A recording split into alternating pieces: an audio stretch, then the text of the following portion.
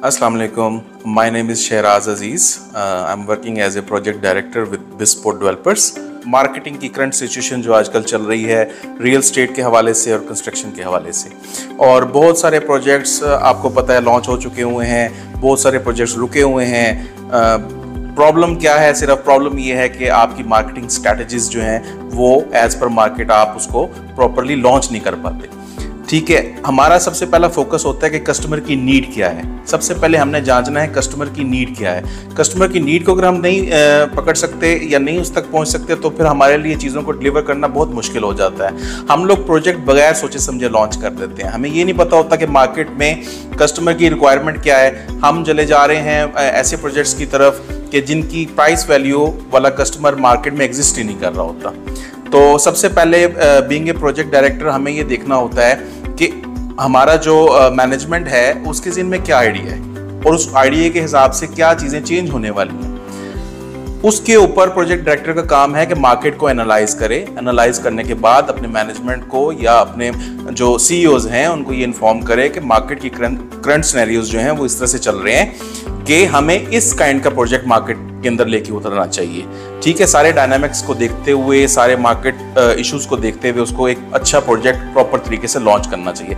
फिर सबसे बड़ा मसला हमारा ये आता है कि हमें लॉन्चिंग का वे आउट ही नहीं पता कि हमने अपने प्रोजेक्ट को लॉन्च किस तरह से करना है। ठीक है, सबसे पहले एक प्लानिंग होती है कि आप देखते हैं कि जी आपके पास क्या प्रोडक्ट है, आप क्या प्रोडक्ट मार्केट में लेके आ रहे हैं। फिर आप उस पूरी मार्केट में उस कस्टमर्स को उन चीज़ों को मैनेज करते हैं लॉन्चिंग के लिए।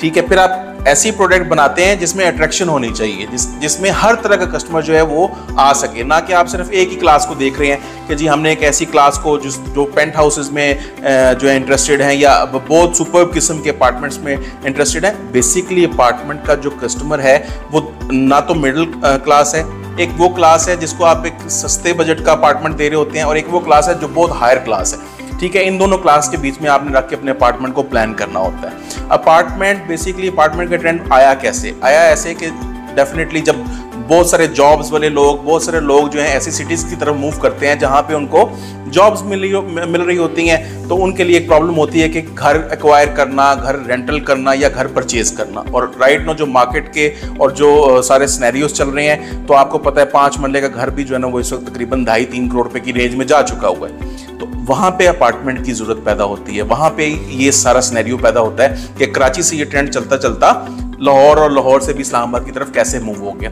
तो अब सबसे मेन चीज़ ये है कि हमने एक ऐसा चीज़, एक ऐसी प्रोडक्ट क्रिएट करनी है जिसको हर बंदे की अप्रोच में आ सके, हर बंदा उसको बाय कर सके, हर बंदे की वो नीड्स पूरी कर सके। तो सबसे पहले आती है चीज़ लोकेशन, लोकेशन एंड लोकेशन, कि इतनी फिजिबल लोकेशन हो कि उस सिटी में उस बंदे को मूव करने के लिए प्रॉब्लम ना आए कि जी मुझे यहाँ से 10 मिनट के वॉक के ऊपर जाके जो ना वो कन्वेंस मिलेगी, 15 मिनट की वॉक पे कन्वेंस मिलेगी। सबसे पहले तो उसको बिल्कुल आप ऐसी जगह के ऊपर प्लान करें जहाँ कन्वेंस आपकी जो है ना 2 मिनट की वॉक के ऊपर आपके सामने कन्वेंस करिए कि जी आपने बैठना है, आपने पूरा पिंडी इस्लामाबाद घूम के वापस अपने डेस्टिनेशन के ऊपर उतर जाना है। तो ये लोकेशन, इस पे डिपेंड करता है सारा मामला। लोकेशन के बाद फिर दूसरी चीज़ आ जाती है कि आप एमिनिटीज़ क्या ऑफर कर रहे हैं, आप क्या सर्विसेज ऑफर कर रहे हैं, और आप किस तरह का अपना जो है ना वो मटेरियल ऑफर कर रहे हैं क्लाइंट को। कि देखिए इसकी सारी ज़िंदगी की इन्वेस्टमेंट है, उसने उसको इन्वेस्ट करना है, उसने अपना एक घर बनाना है, चाहे वो 2 कमरों का घर है, 2 कमरों का अपार्टमेंट है, 3 कमरों का अपार्टमेंट है। तो आप उसको क्या चीज़ दे रहे हैं, क्या प्लान करें? क्या आप सिर्फ ये तो नहीं प्लान करें कि जी मैंने एक बिल्डिंग बनानी है, उसको बेचना है और मैंने निकल जाना है? नहीं, हमारा टारगेट हमेशा ये होना चाहिए कि हमने अपना एक लैंडमार्क क्रिएट करना है, और वो लैंडमार्क हमारे आगे आने वाले तमाम प्रोजेक्ट्स के लिए एक ऐसा सिंबल बन जाए कि जी हर बंदा के बिस्पोर्ट का जो प्रोजेक्ट उन्होंने डिलीवर किया था ना, क्या बात है, जबरदस्त। और नेक्स्ट प्रोजेक्ट जैसे ही हम लॉन्च कर रहे होते हैं तो उसकी क्रेडिबिलिटी के ऊपर लोग आ जाए कि जनाब हमारी तो आप ये पकड़ें एडवांस पेमेंट्स, हमारा तो आप जो ना वो बुक कर लें अपार्टमेंट, क्योंकि हम तो बहुत खुश हैं आपके डिलीवर्ड प्रोजेक्ट्स के हिसाब से। तो यही सबसे मेन चीज़ है कि आप क्या प्लान करते हैं, कैसे लेके चलते हैं। और सबसे मेन चीज़ मैं आपको बता दूं कि जब तक प्रोजेक्ट डायरेक्टर या हेड ऑफ द प्रोजेक्ट चीज़ को अपना नहीं ना समझेगा, जब तक मैनेजमेंट के पैसों का, जब तक मैनेजमेंट के प्लान्स का वो पेन नहीं लेगा, सिर्फ ये कहेगा जी मैं आया हूँ, मेरी इतनी तनख्वाह है, मैंने अपना जनाब सारा मामला ऐसे कर दिया है, दैट्स इट। नहीं, पेन लेनी पड़ती है, मार्केट सिनेरियोज को देखना पड़ता है, मैनेजमेंट को समझाना पड़ता है, और आपने जो सीखा है इतने सालों में उसको आपको डिलीवर करना पड़ता है। ठीक है, तो ये सब चीजें हैं जिनको देखते हुए हम लोग एक प्रोजेक्ट लॉन्च करते हैं। जिस तरह की लोकेलिटी होगी वैसी सर्विसेज आप दे रहे होंगे, जिस तरह की लोकेलिटी होगी उस तरह की आप अम्यूनिटीज दे रहे होंगे। ठीक है, अगर आप इस्लामाबाद के किसी बहुत अच्छे एरिया के अंदर अपना अपार्टमेंट बिल्डिंग लॉन्च करने जा रहे हैं तो डेफिनेटली आपको उसके हिसाब से चीजें लॉन्च करनी पड़ेंगी। अगर आप रावलपिंडी में एक बिल्डिंग करने जा रहे हैं तो उसके हिसाब से आपको चीजें जो है वो प्लान करनी पड़ेंगी। फिर वही बात आ जाती है कि इलाका क्या है, क्या प्रोजेक्ट होना चाहिए, कस्टमर किस तरह का आपके पास आएगा। मेनली लोग फोकस कर रहे होते हैं इन्वेस्टर्स को। देखें, एट द एंड रहना है वहां पे एंड यूजर ने, एंड यूजर को फोकस नहीं किया जाता।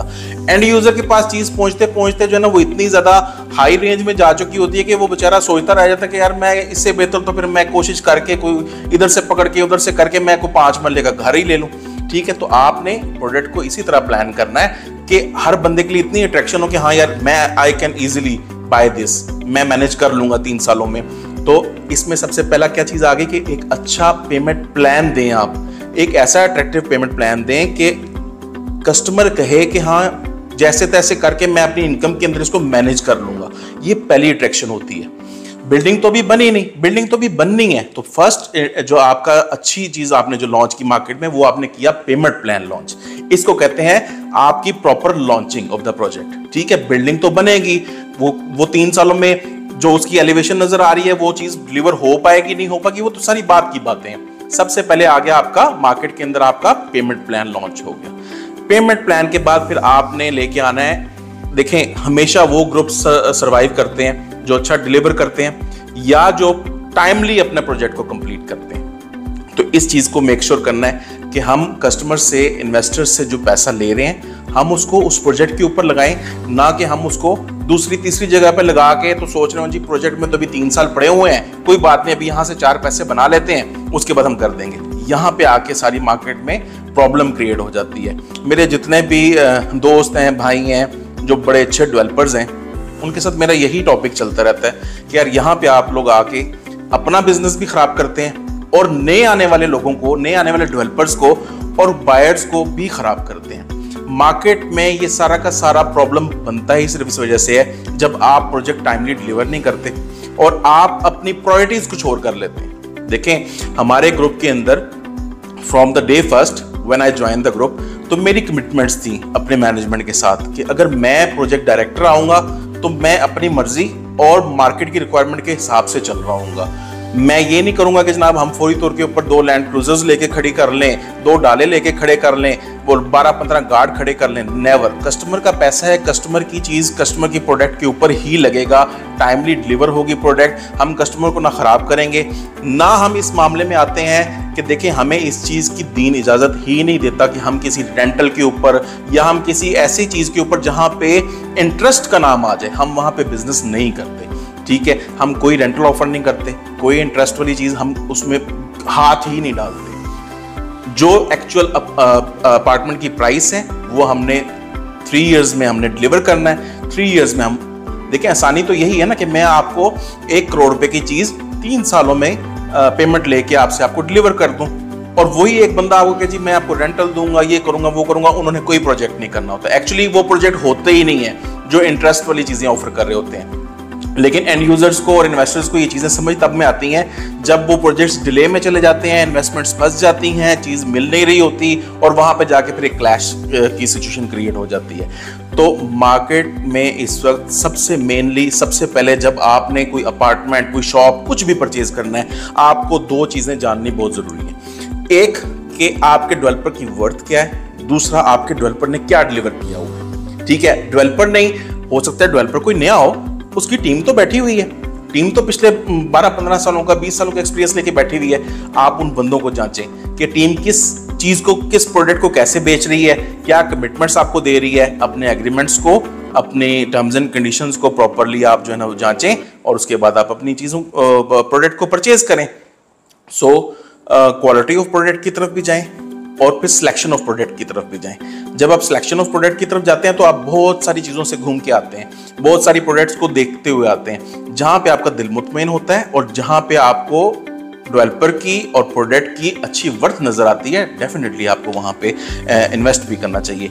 तो मार्केट की सिचुएशन के हवाले से मैं आपको बड़ी सिंपल सी बात बता दूं, सिर्फ वो लोग परेशान होंगे इस सिनेरियो में। हर बंदा कहता है जी रियल स्टेट का जो बूम था वो थोड़ा सा डाउनफॉल में आ गया है, या अपना जो है वो कंस्ट्रक्शन का बूम डाउनफॉल में, कुछ भी डाउनफॉल में नहीं है। जो डिलीवर करने वाले लोग हैं वो अपना काम बेहतरीन तरीके से कर रहे हैं। जो नहीं डिलीवर करने वाले लोग थे उनको एक बहाना मिल गया कि जी वो इकोनॉमी खराब हो गई और फलां चीज ऐसे हो गई और फलां चीज डाउन हो गई, गवर्नमेंट चेंज हो गई। ऐसा कुछ भी नहीं है, ये सिर्फ लेम एक्सक्यूजेज हैं। लेम एक्सक्यूजेज को बिल्कुल नहीं देखना आपने सिलेक्शन ऑफ प्रोडक्ट को देखना है। मार्केट सिनेरियोज आपको क्लियरली मिल जाएंगे। आप 10 लोगों को मिलें, वैसे भी सुन्नत के मुताबिक जब आपने कोई चीज बाय करनी है तो you have to knock the doors, lot of doors are there. तो आप जांच पड़ताल करें और उसके बाद अपनी प्रोडक्ट को परचेज करें। ये मेरा एक शॉर्ट सा मैसेज है आज की बात के हवाले से, और उम्मीद है कि आप लोगों के लिए ये बाइस से मदद भी होगा और आप लोगों को एक सच्चा मैसेज मैंने दे दिया है।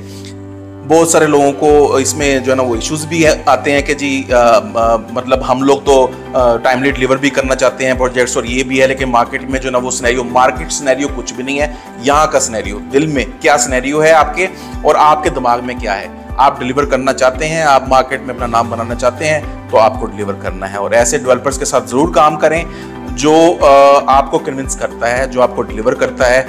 मार्केट में बहुत सारे अच्छे डेवलपर्स बैठे हुए हैं और कुछ ऐसे डेवलपर्स भी हैं जिन्होंने मार्केट को थोड़ा सा खराब किया हुआ है। तो मार्केट कभी भी उतार चढ़ाव में उस वक्त ही जाती है जब कुछ गलत लोग मार्केट के अंदर इन्वॉल्व हो जाते हैं। तो अपने प्रोडक्ट की और अपने डेवलपर की सिलेक्शन जो है ना उसको आप सोच समझ के करें। थैंक यू सो मच जी। Please like and subscribe.